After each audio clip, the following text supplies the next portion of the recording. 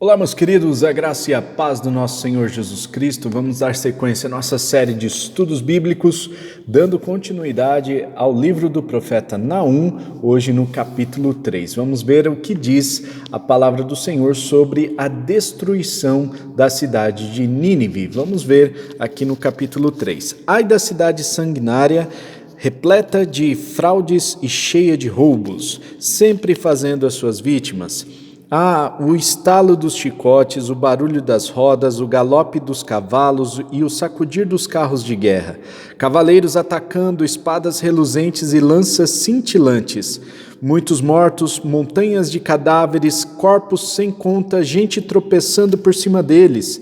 Tudo por causa do desejo desenfreado de uma prostituta sedutora, mestra de feitiçarias, que escravizou nações com a sua prostituição e povos com a sua feitiçaria. Estou contra você, declara o Senhor dos Exércitos. Vou levantar o seu vestido até a altura do seu rosto. Mostrarei às nações a sua nudez e aos reinos as suas vergonhas. Eu jogarei imundície sobre você e tratarei com desprezo, farei de você um exemplo. Todos os que a virem fugirão, dizendo: Nínive está arrasada. Quem a lamentará? Onde encontrarei quem a console? Acaso você é melhor do que Tebas, situada junto ao Nilo, rodeada de águas? O rio era a sua defesa, as águas o seu muro. A Etiópia e o Egito eram a sua força ilimitada. Fute e a Líbia estavam entre os seus aliados. Apesar disso, ela foi deportada, levada para o exílio. Em todas as esquinas, as suas crianças foram massacradas. Lançaram sortes para decidir o destino dos seus nobres. Todos os poderosos foram acorrentados. Você também ficará embriagada, irá esconder-se, tentando proteger-se do inimigo. Todas as suas fortalezas são como figueiras carregadas de figos maduros. Basta sacudi-las e os figos caem em bocas vorazes. Olhe bem para suas tropas, não passam de mulheres. As suas portas estão escancaradas para os seus inimigos.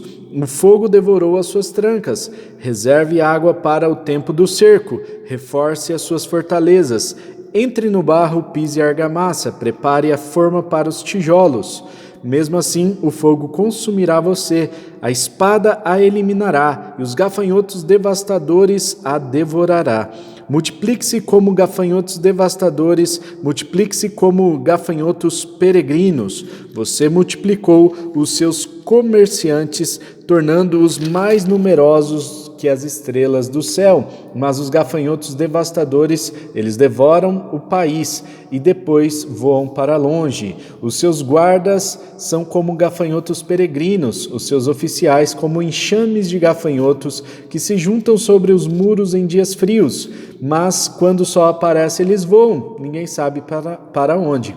Ó rei da Síria, os seus pastores dormem, os seus nobres adormecem, o seu povo está espalhado pelos montes, e não há ninguém para reuni-lo, não há cura para a sua chaga, a sua ferida é mortal. Quem ouve notícias a seu respeito bate palmas pela sua queda, pois quem não sofreu por sua crueldade sem limites?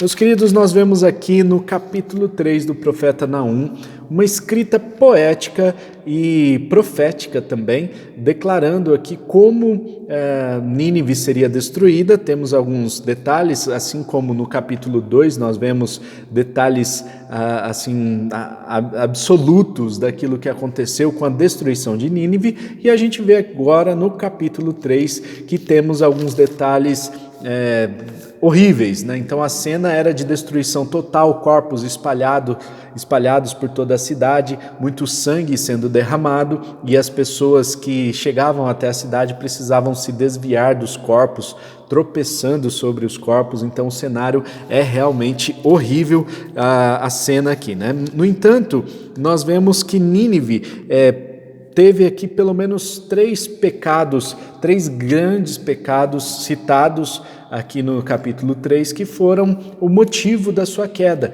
Deus, ele é justo, Deus, ele praticou a justiça para com Nínive, porque Nínive tinha esses três pecados bem claros na vida deles, né? Então, primeiro, Nínive era muito sanguinária. Essa cidade, não apenas a cidade, mas a cidade que representava o Império Assírio, os assírios eram muito sanguinários, né? Então, eles matavam todas as pessoas que eles queriam conquistar, matavam soldados, os próprios exilados eles matavam também. Eles tinham uma prática muito comum, que foi até, diz aí a história, né, que foi os próprios assírios que desenvolveram a técnica do empalamento, né, que é colocar um pau, né, um pedaço de tronco, né, no ânus da pessoa, de forma que saísse até pela boca. Cena horrível, tá, gente? E é isso que eles eram muito violentos, e por causa disso Deus estava derramando juízo sobre a cidade de Nínive. Deus estava destruindo esse povo todo, muito sanguinário. Outro pecado que é citado aqui é a idolatria. Então, no capítulo 3, versículo 4, diz que tudo por causa do desejo desenfreado de uma prostituta sedutora e também mestra de feitiçarias, ou seja, estava fazendo aqui uma afronta, um confronto verdadeiro aqui, né, declarado contra a deusa que era a deusa protetora dos assírios. Então, cada país, cada região tem um deus protetor, né, uma santa protetora, enfim, cada região tem aí a sua santa protetora. Dos assírios era a deusa Ishtar. A deusa Ishtar era uma representação da deusa do amor, deusa da guerra e deusa da paixão sexual. Então, nós vemos aqui a descrição do profeta Naum de uma prostituta, né? Essa deusa, ela acabou sendo desmascarada e ela é colocada diante de todos com o seu vestido para cima, né? Ou seja, o seu vestido foi levantado e a sua nudez foi mostrada para todas as pessoas. Ou seja, Deus estava mostrando aqui que essa deusa, ela passaria vergonha, né? Ela seria destruída, essa deusa Ishtar viria a não existir mais como objeto de adoração dos ninivitas e dos assírios. Ou seja, este foi o segundo pecado citado aqui pelo profeta Naum. A idolatria fez com que a Síria fosse destruída. E o terceiro pecado foi a arrogância, a autoconfiança, o orgulho. Esse povo assírio começou a conquistar todos os países do mundo antigo e eles passaram a confiar no seu poder bélico, no seu poder do exército. Eles passaram a ter uma postura arrogante diante dos outros países. Isso fez com que Deus se irasse contra eles, comparando-os com Tebas, uma cidade que foi destruída no ano 663, e a destruição, segundo aqui o profeta Naum, foi também por causa da arrogância desta cidade, que se dizia impenetrável, né? Uma cidade que estava rodeada por rios. Então eles confiavam nessa proteção natural e, na verdade, eles foram destruídos. Assim como o Tebas, uma cidade egípcia, Nínive se achava impenetrável, tinha uma muralha fortificada, uma cidade que era protegida. No entanto, essa cidade foi invadida e destruída. O rio que cortava a cidade, como nós falamos no devocional anterior, o rio foi utilizado como instrumento para derrubar os muros da cidade. O rio foi represado e, quando a represa foi destruída, as águas foram liberadas, a violência foi tamanha que destruiu parte do muro e parte de algumas construções da cidade, fazendo com que a muralha fosse quebrada, derrubada, e os babilônicos pudessem entrar naquela cidade.